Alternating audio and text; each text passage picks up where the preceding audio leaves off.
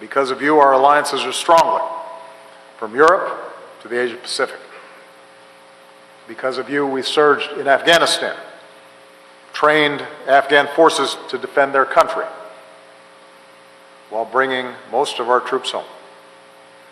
Today, our forces serve there on a more limited mission, because we must never again allow Afghanistan to be used for a safe haven in attacks against our nation.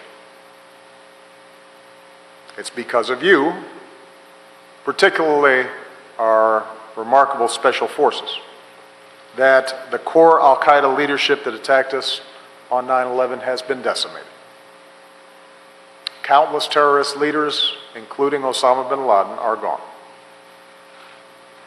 From South Asia to Africa, we have forged partnerships to go after terrorists that threaten us. Because of you, we are leading the global coalition against ISIL. These terrorists have lost about half of their territory. They are losing their leaders. Towns and cities are being liberated, and I have no doubt this barbaric terrorist group will be destroyed because of you. You've shown that when it comes to fighting terrorism, we can be strong and we can be smart. Not by letting our forces get dragged into sectarian conflicts and civil wars, but with smart, sustainable, principled partnerships. That's how we brought most of our troops home, from nearly 180,000 troops in Iraq and Afghanistan down to 15,000 today. That's how, even as we've suffered terrible attacks here at home, from Boston to Orlando, no foreign terrorist organization has successfully planned and executed an attack on our homeland these past 8 years. Because of you, the world has seen the awesome reach of American armed forces.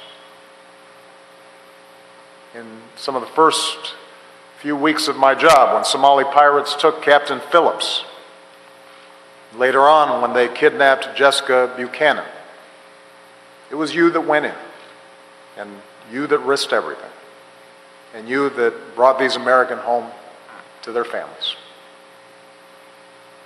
The world has seen your compassion to help you deliver in times of crisis, from an earthquake in Haiti to the tsunami in Japan. Think of Ebola and the countless lives this armed forces saved in West Africa. It was you that set up the architecture and set the example for the world's response. One woman in West Africa said, "We thanked God first, and then we thanked America second for caring about us." That's the difference you made. You continue to make in the lives of people around the world. As you know well, with service comes great sacrifice. And after 15 years of war, our wounded warriors bear the scars, both seen and unseen. In my visits to their bedsides and rehab centers, I have been in awe watching a wounded warrior grab his walker and pull himself up, and through excruciating pain take a step and then another. Or hearing troops describe how they grappled with post-traumatic stress but summoned the strength to ask for help. As a military and as a nation, we have to keep supporting our resilient and incredibly strong wounded warriors as they learn to walk and run and heal. As they find new ways to keep serving our nation, they need to know that we still need your incredible talents. You've given so much to America, and I know you have more to give. And then you have not seen the depths of true love and true patriotism until you've been to Dover. When our troops receive our fallen heroes on their final journey home. Until you have grieved with our Gold Star families who've given a piece of their heart to our nation, a son or a daughter, a father or mother, a husband or a wife,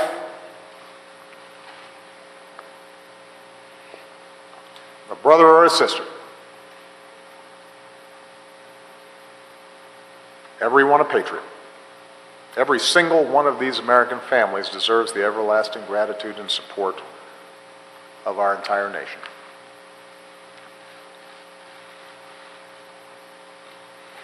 Today, after 2 major ground wars, our armed forces have drawn down, and that is natural and it is necessary.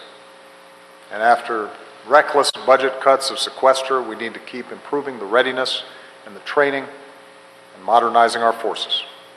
So let me take this opportunity, while I still have it, to appeal to our friends from Congress who are here.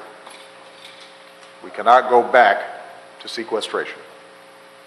There's a responsible way forward, investing in America's strengths, our national security, and our economic security. Investing in the reform and the equipment and the support that our troops need, including the pay and the benefits and the quality of life and the education and the jobs that our troops and our veterans and all of your families deserve. But make no mistake, even with the challenges of recent years, and there have been challenges, our allies and adversaries alike understand America's military remains by far the most capable fighting force on the face of the earth. Our Army, tested by years of combat, is the best trained and best equipped land force on the planet. Our Navy is the largest and most lethal in the world, on track to surpass 300 ships. Our Air Force, with its precision and reach, is unmatched. Our Marine Corps is the world's only truly expeditionary force. Our Coast Guard is the finest in the world. And we're also the best because this military has come to welcome the talents of more of our fellow Americans. Service members can now serve the country they love without hiding who they are or who they love. All combat positions in our military are now open to women. And Joe Biden and I know that women are at least as strong as men. We're stronger for it. It's one of the reasons that our military stands apart as the most respected institution in our nation by a mile. The American people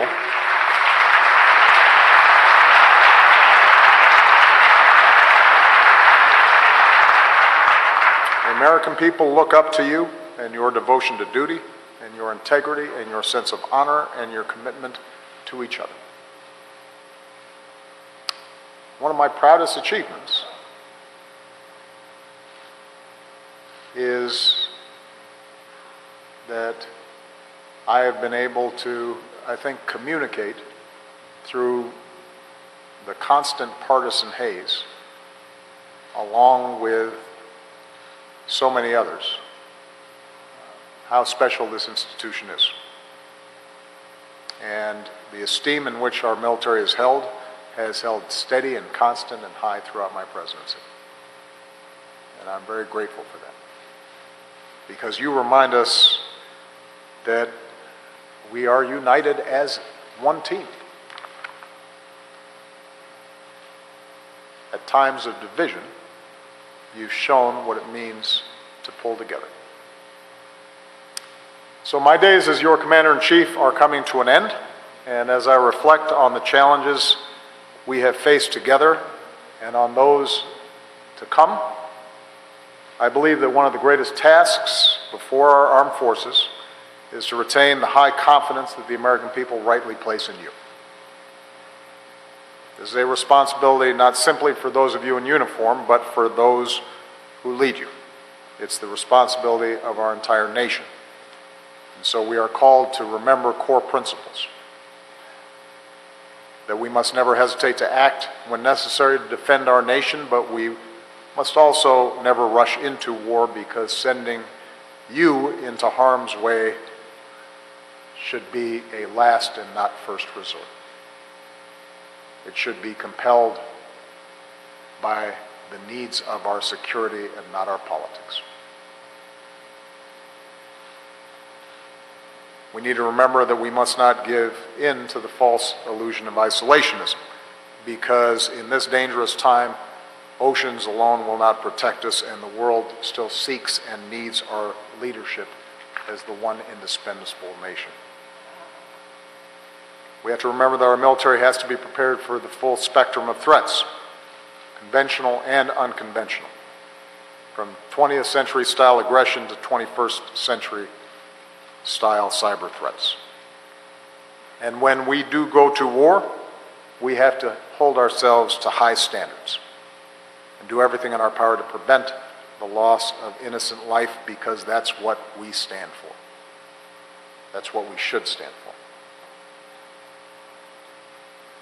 We have to remember that as we meet the threats of our times, we cannot sacrifice our values or our way of life.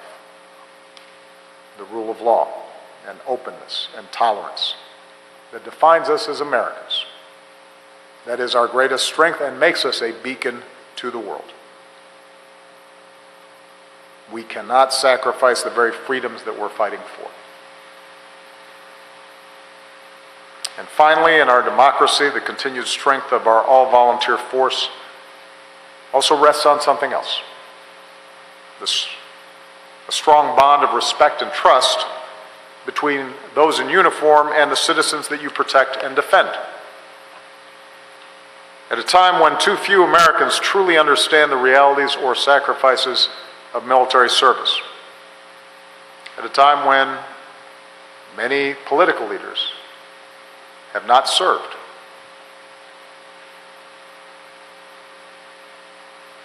if some in the military begin to feel as though somehow they are apart from the larger society they serve, those bonds can fray. As every generation learns anew, freedom is not free. And so while less than 1% of Americans may be fighting our wars, 100% of Americans can do their parts, at the very least, to support you and your families. Everybody can do something. Every business, every profession, every school, every community, every state, to reach out and to give back and to let you know that we care, to help make the lives of our troops and your families just a little bit easier. Everybody can do something. And that's why Michelle and Joe Biden have mobilized more Americans to honor and support you and your families through joining forces. And that's why, even after we leave the White House, Michelle and I intend to keep on looking for ways to help rally more of our fellow citizens to be there for you, just like you've always been there for us.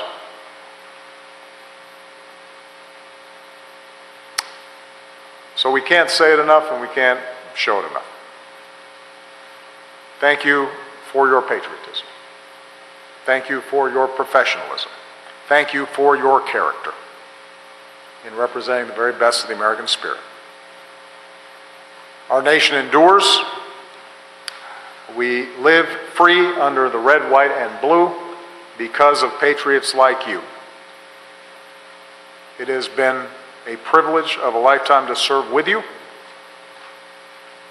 I have learned much from you. I am a better man having worked with you.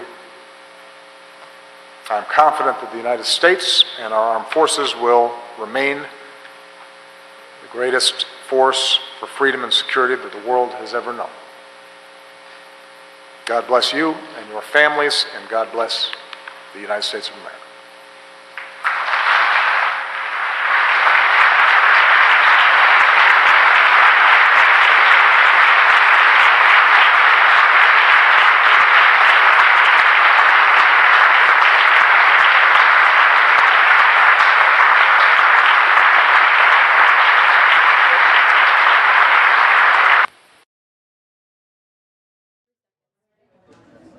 I think this was probably one of the most emotional moments I've seen in the past few months. President Obama saying goodbye and thank you to the members of the armed forces there, saying there is no greater honor than to serve as commander-in-chief in the greatest military in the world. He was just visibly so moved, Vlad. Absolutely. He listened to the words of Secretary of Defense Ash Carter, who said to the president, "You have the warm winds of gratitude of the nation at your back, Mr. President." The president going on to thank General Joseph Dunford, who is the chairman of the Joint Chiefs of Staff, and saying that not only he, but also Ash Carter always had compassion for the soldiers under their care. You're absolutely right, Rena. The president was, and you could hear it in his voice, the emotion in his voice. Visibly moved, and also talked about wounded warriors and the struggle that it is for military families. You know, a vast majority of Americans don't serve in the U.S.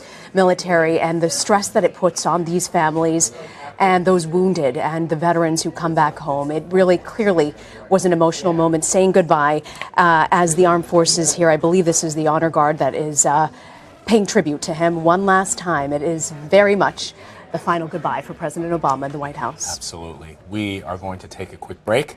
We're going to be back on the other side of it as we watch this. Are we going to watch the ceremony, guys? Let's continue to watch.